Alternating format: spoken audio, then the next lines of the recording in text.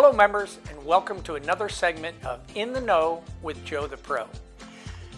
I've been thinking about what we're doing each week, and we don't want to make this all about rules or things like that on the golf course, so every other week we're going to do a little something fun. Each week I am going to start off with member accomplishments, so if you have anything spectacular that you've done, please let me know so I can include that in the next week's video. For example, I'm going to get caught up with all the members that have had a hole-in-one and then a few highlights from this last week. So, this year we have had holes-in-one from Dennis Mitchell, Damian Parks, Greg Cizik, Deb Meidel, Michael Carroll, Bob Mins, Tim Bussin, Todd Ahrens, John Lawler, Fred Bolstead, and Claire Meyer. Congratulations on your aces this year. Hope there's more in the future for you. We've also had, last weekend, Mark Allensbach shot a 66 on Lewis and Clark. Of course, he throws in the disclaimer that it was from the white tees, but that's pretty good as far as I'm concerned. Jenny Reed had a Eagle 2 on hole number 12 on Tavern Creek, and Scott Muhlman had a double Eagle 2 on number 8 on Tavern Creek. This all happened within the last week. Looking forward to hearing about some of our member accomplishments for next week's segment. And by the way, I might throw in an occasional staff accomplishment as well. Since we're talking about accomplishments, I thought it'd be a good segue into what you should do if you get a hole-in-one and what are the guidelines. So the ladies hole-in-one club is a $10 fee.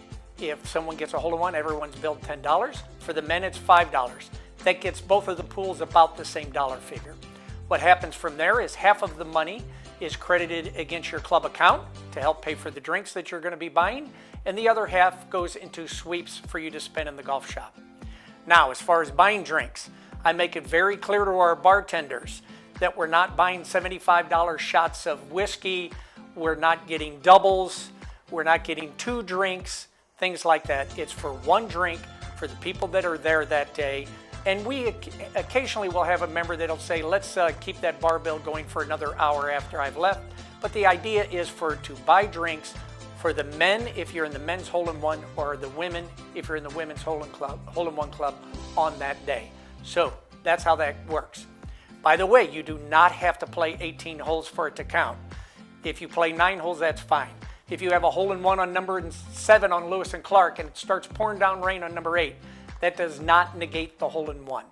But ideally, we want you to play at least 9 holes, and you must have another member with you for it to count in the hole-in-one pool. If you have a hole-in-one without any of those other things happening, we're still happy to get you a plaque to recognize this great accomplishment. All right? So there you go. That's the hole-in-one info. You also must have a GHIN handicap in order to be recognized in the hole-in-one pool. The next thing I did want to talk about is posting scores. All right, this is a tough one. So first off, you need to understand, for the GHIN handicap system to work, here's what has to happen when you're playing golf. You need to be trying on every shot, and you need to post every score that you shoot. That's the only way that this works. If you're taking time off for some shots, or you know your partner has you covered and you're throwing off, of course then the handicap system is not going to work. Trying on every shot, posting every score, that is critical. Even the 9-hole scores, you want to post them, they will combine those. All right? So that's first and foremost. I will tell you that we are looking into a new system called Cap Patrol, which we will most likely be instituting next year into the St. Albans program, which will kind of keep an eye on all of this for us.